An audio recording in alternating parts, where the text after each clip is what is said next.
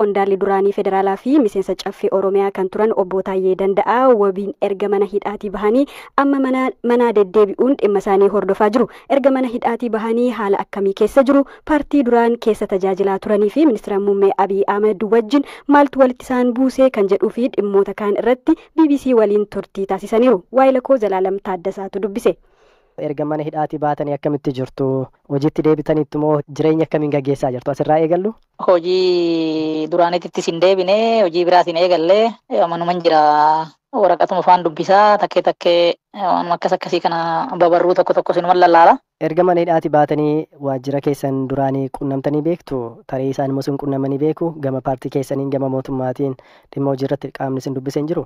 Lakki namoonni hin dubbifne. Akkamiin jiraataa jirtu? Mootummaan miindaa isinii kaffala moo miindaa malee akkanumaan jiraachaa jirtu amma? Nama hojii irra hin jirree fi miindaa kaffaluus dirqama qabu. Mirgaa miti nama hojii irra hin jirree fi miindaa kaffaluun garuu namni gaafa aangorraa ka'u muudamaan tokko baatii sadiif faayidaan isaa ka manaa, ka makiinaa, ka mindaa hundumtuu jalaan tuqamu. Kiyya garuu ijoollee kiyya warraa kiyya guyyaa sadaffaa keessatti mana qabalee keessaa ari'anii bineensa jala darbanii san ka biyyinuu beeku. Makiinaa faayidaa mindaa waan sanii wajjin wal qabatu hundumaa seera ofii baase mootummaan cabsee mirga silaa akka nama muudamarraa ka'ee tokkotti qabu hundumaa balleessee sanuu na dhoowwate irra naa kennaa jechuudha. Galanni han uummataati gaafa hidhaa keessa jirru sunis ijoolleen keenya hin beelofne bakka bulanis hin dhabne ergasii amma ammaatittis uummataa hiriyoota fira hundaafuu galanni haa ta'uti rakkoo jireenyaa rakkoo buddeenaa nu muudan. Yeroo sana rakkoon nageenya Itoophiyaa keessaa dhibamuu kanaaf immoo mootummaanis onnee guutuurraatii nageenya barbaaduu dhabuun sababa akka ta'e wayii kana keeku erga barreessitanii ministeera muummees akkatti jiru erga ibsitanii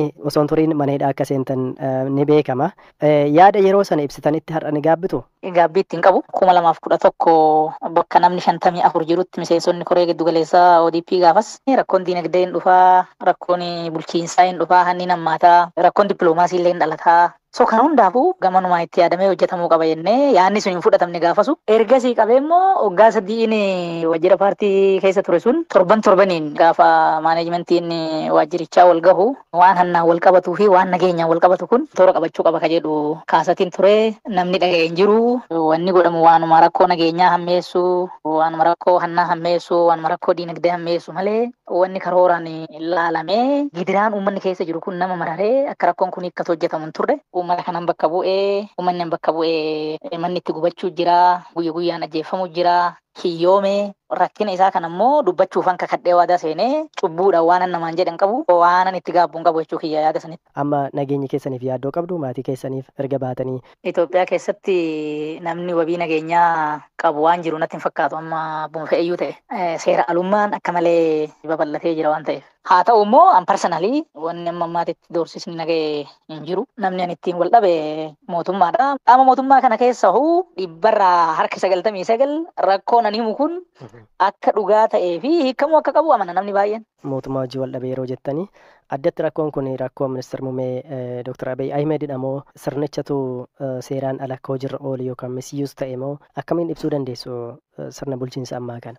Gaafa dura muummichi amma humnaa xaaratu jiru warra gajjallaa jiru jalaa balleessaa ka jedhuun yaadaa ture. Boodarra garuu wanni nan irra gahe rakkoonuu akkuma muummicha ta'een arge jechuudha. Rakkinni sirna kanaa, rakkinni biyya kanaa akka isa biraa burqu. Sababni immoo maalinni akka paartiitti gatteenyee haala biyya kanaa keessatti deema jiru ka diinagdee, ka siyaasaa, ka nageenyaa qoratamee irratti gamaggamnee abbaa waan kanarratti badii godhee itti gaafatamummaan haa dhufu gaafa jedhamee qorannoon gimgamaanii amala wayyaaneeti waan akkasiin barbaachisu jedhee ejjennoo ka qabate isa. Gimgamaan nun barbaachisu jennee akka paartiitti nuyi murtiin kennine kallattumaan isumatu gimgamaan hin barbaachisu jedhee gimgamaan hin barbaachisu jechuun immoo rakkoon hiikkachuun qabu wanni fedhe akka fedhetti adeemu jechuudhaan waa wal qabatu waan ta'eef waanuma inni gubbaadhaa yaadu waanuma inni fedhu akkuma inni fedhutti haa raawwatu malee wanni kun heera mootummaatiin wal faallessamoo miti. Wanni kun faayidaa uummataa hin eegamoon eegu wanni jettee ati ilaaltu hin jiru. Wanni inni fedhe inuma ta'a. Wanni inni hin feene immoo amma fees qajeelaa yoo ta'e inuma ugguramee karaatti hafaa soo bakki rakkoon irraa dhalate achuma jedhee namana jechuudha. Obbo Taayyeen dubbimaa paartii badhaadhinaa turtan yeroo sana tarii ministeera muummee wajjinitti wal argitanii dhimma kana qaamaan carraa mari'achuu argattanii jirtu. Tarii yoo akkas ta'e immoo murtoo waan barbaadan ministeera muummee kan dabarsan yoo ta'e heera Itoophiyaan ittiin bultu kana kabajanii heera sana keessatti taphataa jiru moo heeraan ol jiru? haga bara 2014 ajjecha abbootii gadaa Karrayyuu booda amajjii 9 haga gaafasiititti qaaman taa'ee walii wajjin yaada kaasee haasa'ee hin beeku. Qaamaan argadhee gaaffiiwwan adda addaa qopheeffadhee dubbisuudhaaf waggaa tokkoo fi ji'a 5 barbaadaa ture. Waltajjii irratti waggaa walitti dhufne nama nasiin barbaadaa uummanni nagaa dhabee jira. Hannis bara wayyaanee caalaa hammaatee jira.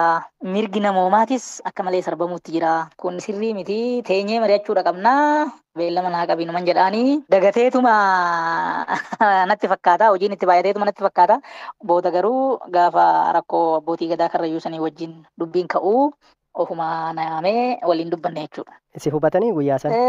Gaafa hiyyoon akka rakkoonuu jiru kan qabatamaatti hin arge waan ani adoodee dhukkubsadhee itti mufunii yoomaa akka ittiin fakkaanne fi shimallisni jalaan tuqinii isa waggaa 8 xaaree guddifadhee ka jedhu konkuluuziinii kan naa kenne jechuudha. Osuma aangootti hin dhufin durayyuu Shimallis sadarkaa kanaaf akka dhaqqabuutiif gargaaraa turan jechuudha. Hariiroo bal'aa qabu ture. Aansan hin beeku waan inni naan jedhan sitti muu jira malee. Wanni inni naan jedhe Shimallisitti narraan bu'inii pirezidaantii jabaadha.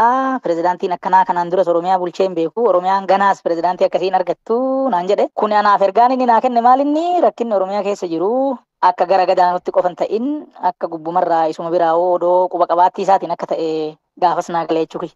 Koomishiniin mirgoota namoomaa Itoophiyaa mootummaan gaaffii ogeessonni fayyaa gaafataniif xiyyeeffannoo kennuun bifa ifaa fi hirmaachisaa ta'een furmaata akkatti kennuuf gaafate. Koomishinichi akkasumas dhaabbilee fayyaa keessatti mormii lagannaa hojii gaggeeffamaa jiru ilaalchisuun ibsa caamsaa 21/2025 baaseen ogeessonni fayyaa gaaffiiwwan isaanii karaa fayyaa hawaasaa fi mirgoota lubbuun jiraachuu balaarra hin buusneen akka dhiyeeffataniif waamicha taasiseera. Lagannaan hojii kun erga jalqabees ta'e otoo hin jalqabiin dura hojii koomishinichi hojjete koomishinichatti daariktara qorannoo fi hordoffii mirgoota namoomaa kan ta'an obbo Yoonaas Mulgeetaa BBC'tti himaniiru. ችግሩ ከመፈጠሩ ጊዜ ጀምሮ ከጤና ሚኒስቴር ጋር gaafa rakkoon uumamerraa kaasee ministeera fayyaa wajjineen dubbachuu yaalleerra. Gama koomishinii keenyaan hojiin dursanii of eeggachuu hojjetamu jira. Haalli akkasii yeroo mudatu sarbama mirga namoomaa irratti dhiibbaa qaqqabsiisuu malu tilmaamuun hojiin ittisaa hojjetamu jira. Haaluma kanaan hakiimonni hojii dhaaban akkamiin rakkoo kana qabachuu yaaddanii kan jedhu maaltu karoorfame waan jedhus mari'achaa turre. Erga rakkoon uumamee boodas qaamolee lamaan mariisisuudhaan dhimmi kun haala furmaata argachuu danda'uun tattaafachaa turre. ለማፈላለግ ጥረት እያደረገ ነው ኮሚሽኑ።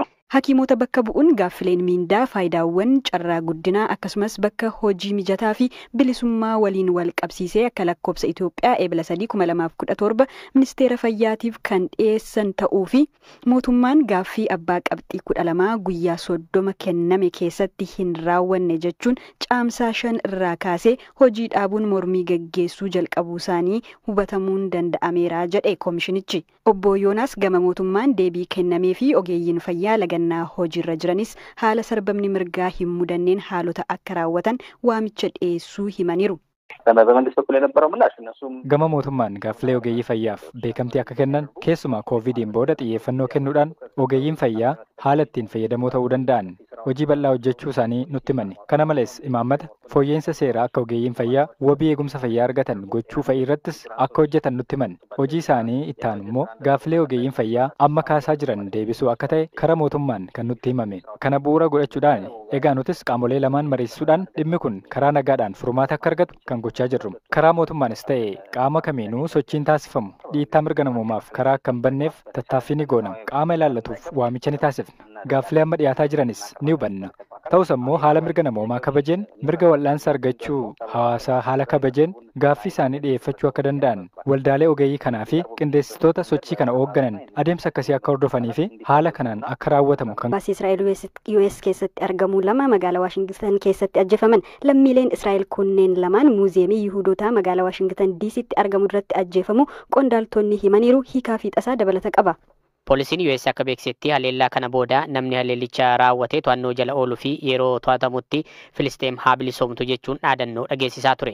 Lammiileen Israa'el haleellaa gaggeeffameen du'an lamaan dhiira fi durba yoo ta'an muuziyeemii Yihuudootaa magaalaa Waashingtan keessatti argamu daawwatanii osoo ba'aa jiranii rasaasaan rukutamuu isaanii maddeen miidiyaatti himaniiru. Haleellaan raawwatame kunis itti yaadamee kan karoorfame akka ta'e ibsamaa jira. Dhukaasni kun naannoo hawwata turizimii muuziyeemii fi waajjira FBI Waashingtan dabalatee bakka gamoowwan mootummaa hedduminaan shakkamaan jiranitti raawwate. Shakkamaan kun erga haleellaa sana raawwateen booda muuziyeemicha seenuun asii fi achi deemaa akka turee fi boodarra qaamolee nageenyaan to'atamuu itti gaafatamtuun kutaa poolisii meetiroopolitaan Paameelaa Izmiis himaniiru. Shakkamaan kun nama ganna 30 Eeliyaas Roodirigeez jedhamu kan Chikaagoo jiraatu yoo ta'u namoota 4 ta'an irratti dhukaasa banuun isaan keessaa lammiilee Israa'el hojjettoota Embasii Israa'el Ameerikaatti argamu lamaan ajjeese. Hojjettoonni Embasii Israa'el du'an kun lamaan jaalalleewwan yeroo dhiyootti gaa'ela dhaabbachuuf karoora qaban ta'uu isaanii Ameerikaatti ambaasaadara Israa'el kan ta'an Yeechel Lehetar ibsa kennaniin beeksisan. Hooggantuun nageenyaa biyya keessaa Ameerikaa Kiristinaawun fuula X irratti akka maxxansitetti hojjettoonni Embasii Israa'el lama kaleessa galgala muuziyeemii Yihuudootaa Waashingitan DC'tti argamu duratti ajjeefamaniiru. Dhaabbata mootummoota gamtoomanitti ambaasaaddarri Israa'el taatee kana gochaa shororkeessummaa farra Yihudootaa jechuun ibsan. Miidhaan dippiloomaatotaa fi hawaasa Yihudootaa irra ga'u daangaa darbeera jechuun ambaasaadar Daanii Daanoon fuula X irratti barreessaniiru. Aangawoonni Ameerikaa namoota gochaa yakka kanaaf itti gaafatamummaa qaban irratti tarkaanfii cimaa akka fudhatan amantaa qabnas jedhan. Pirezidaantiin Ameerikaa Doonaald Tiraamp ammoo fuula miidiyaa dhuunfaa isaanii Truuz irratti akka barreessanitti ajjeechaa suukaneessan DC kan farra Yihudootaa irratti hundaa'e ifatti akka dhaabbatan